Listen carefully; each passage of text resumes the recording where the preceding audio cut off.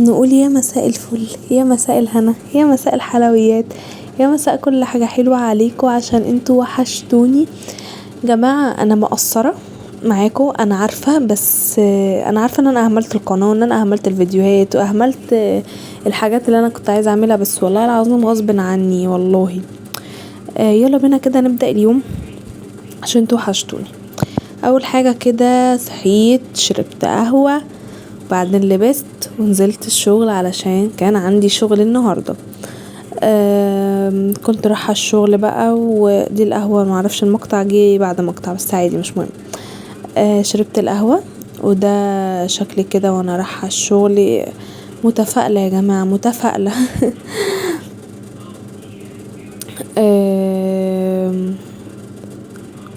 عايزة اقول لكم يعني انا ببقى نازلة الصبح الشغل بدري وبتبقى الدنيا حلوة وكده يعني. او مش هتكلم عن شياكتي واناقتي في الشغل يا جماعه، مش هتكلم عن شياكتي واناقتي في الشغل ان انا بالشبشب وعادي ودي هدوم الشغل وعادي يعني. المهم طبعا هنا رحت انا ما صورتلكوش من اول يوم في الشغل يعني، بس هنا كان الظهر اذن فصليت وبعدين كلت مولتو بقى وكده. انتوا عارفين يعني في الشغل وكده ما بيبقاش فيه اكل كتير يعني، فجبت مولتو كده وكلته. بعدين بقى ايه هنا كنت بتدرب على حاجات كده في الشغل. بصوا بقى عشان ناس كتير قوي بتقولي انت بتشتغلي ايه. بصوا يا جماعه، مبدئيا انا واحده عندي 19 سنه اوكي، فلما هاجي هنزل في الشغل مش هنزل في حاجه جامده قوي قوي قوي، لا. انا اول ما نزلت ده اول شغل انزله، نزلت في مكتبه. المكتبة دي انا شغالة فيها في حاجات كتير قوي، ومن ضمنها شغل الدعاية والاعلان، ان انا بصمم حاجات لناس بيجوا ياخدوها. بصمم ملازم، بكتب ملازم، بصمم يفط، بعمل حاجات كتير قوي في الدعاية في شغل الدعاية والاعلان. فانا لما حد بيسألني انت شغالة في ايه، شغالة في الدعاية والاعلان. تمام. انا اتعلمت حاجات كتير قوي في المكتبة اللي انا فيها. اتعلمت التكعيب، حاجة اسمها تكعيب اللي انتوا بتعملوا زي غلاف لكتاب، ملزمة، مصحف، اي حاجة عايزين تعملوا لها غلاف. اتعلمت التغليف، اتعلمت التصوير، اتعلمت الطباعة، اتعلمت الكتابة. اتعلمت حاجات كتير. فدي حاجة انا مبسوطة بيها، حاجة انا مبسوطة ان انا اتعلمتها هتنفعني فيما بعد. زادتني خبرة. في نفس الوقت انا بتعلم على الكمبيوتر في كل حاجة، في اي حاجة مباحة ليا، اي حاجة عايزة اتعلمها بتعلمها، اي حاجة نفسي اعملها بسأل وبتعلم وبعرفها. ف فكأني باخد كورس كمبيوتر ببلاش، فاهمين؟ هنا بقى بصوا دي مكنة التكعيب. هشرح لكم بقى حبة حاجات كده يعني بما اني بقيت بيرفكتو فيها يعني. بصوا اول حاجة انا كنت عايزة اتعلم فيها، فانا ما كانش عندي حد عايز يعمل يكعب، فانا هفضل قاعدة مستنية اما حد يجي واجرب في ملزمته؟ اكيد لا.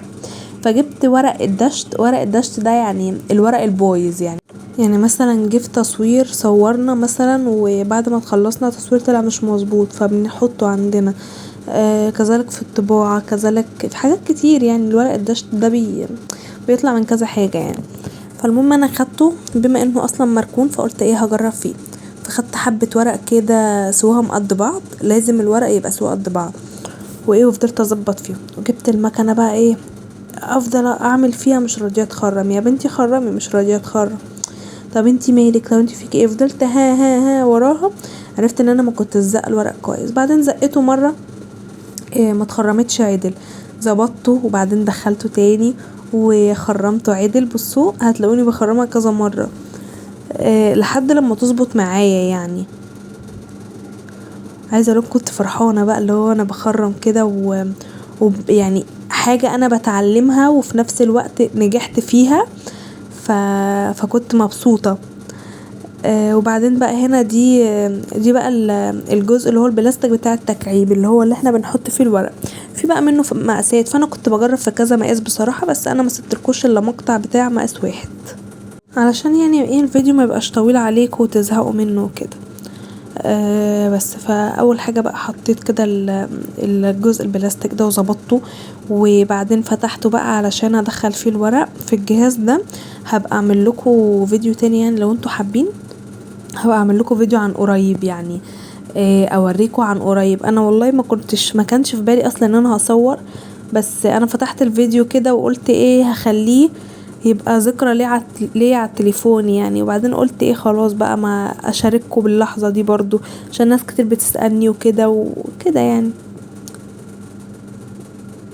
بس وفضلت بقى ايه اظبط في الورق واعمله. عايز اقول لكم الموضوع في الاول كان صعب قوي عليا، ان انا ما كنتش عارفه اعمله وحاسه ان انا لا مش هنجح لا مش هعرف. بس بصوا كل حاجه بالتكرار والمحاوله مره واتنين وتلاته بتتعمل، ولما بتنجحوا فيها حرفيا بتبقوا مبسوطين قوي يعني.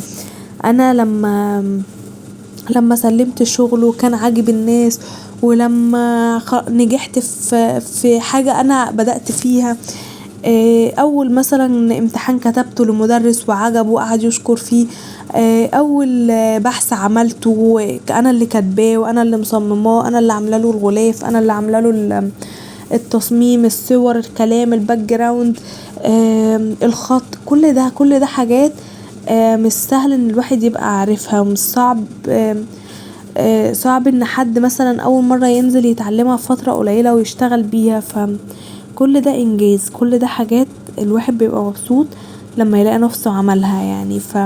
فانتوا اتعلموا حاجات جديدة، مش شرط حاجات تبقى زي اللي في دماغكوا، لا عادي. معلش يا جماعة الموبايل كان بيرن. المهم يعني كنت بقول لكم ان مش شرط حاجات تبقى زي اللي في دماغكم، لا عادي، انتوا لسه صغيرين، انزلوا خدوا خبرة، اتعلموا من هنا حاجة من هنا حاجة من هنا حاجة. اديكوا بتكسبوا خبرة مع الجامعة مع المذاكرة مع كده. لما تيجوا تخلصوا الجامعة وتيجوا بعد كده هتلاقوا نفسكوا كسبانين خبرة في كذا حاجة. يعني مثلا عندكوا خبرة في التصوير، عندكوا خبرة في الطباعة، عندكوا خبرة في القعدة على الكمبيوتر، عندكوا خبرة في اللغة، عندكوا خبرة في الكتابة، عندكوا خبرة في حاجات كتير تنفعكوا، كمان حاجات عملية يعني مش شرط شغل بس، حاجات في حياتكم يعني. فهنا بقى ايه، بصوا بقى هشرح لكم بقى كنت بعمل ايه. اول حاجه كنت بجيب الورق بظبطه كله في سوا واحد علشان لما اجي اخرمه كله يتخرم قد بعضه يعني، ما يتخرمش مثلا حبه فوق وحبه تحت، واما اجي اركبه يتعبوني، لا لازم يبقوا في سوا واحد. وبعدين بدخلهم في المكنه بتاعه التخريم دي يعني، بضغط عليهم. هبقى اعمل لكم لو انتوا حابين يعني ابقى اعمل لكم مقطع عن قريب ان شاء الله. وبعدين بقى ايه بدخلهم كده وبظبطهم. وبعدين بقى ركبت البتاعة اللي هي بتاعة التكعيب دي عشان ادخل فيها الورق بقى بعد ما خرمته. بتبقى عاملة زي الملزمة كده، بعد ما بتخلصوا بتبقى عاملة زي الملزمة زي الكشكول زي الكتاب، بتبقى متقفلة كده وبس، وبتبقى مقفولة بقى، بس بتبقى يعني شكلها حلو ولطيفة يعني. لما باجي بعمل الورق بتعملوه جزء جزء يعني، ما بتعملوش الورق كله، بتعملوه جزء جزء عشان كله يطلع سوا واحد ويطلع مظبوط، وفي نفس الوقت تعرفوا تخرموه، ما يبقاش كتير فما تعرفوش تخرموه.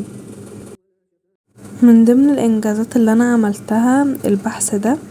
بصوا البحث ده انا اللي عاملاه، كل حاجة فيه حرفيا، التصميم، الكتابة، الصور، كل حاجة فيه انا اللي مصمماها وانا اللي عاملاها وانا اللي مظبطاها. فده من ضمن الانجازات يعني. فبس كده، ده كده كان الفيديو بتاع النهارده. لو عجبكم الفيديو ما تنسوش اللايك الجميل، الاشتراك في القناه عشان يوصلكم مني كل جديد، تعملوا شير للفيديو عشان يوصل للناس ويديهم طاقه ايجابيه. وبس هتوحشوني جدا جدا، اشوف فيديو بكره ان شاء الله ان شاء الله، ادعولي بس ان انا اصوره لكم. وبس اسيبكم في رعايه الله وحفظه، وباي باي احلى اخوات في الدنيا، باي باي.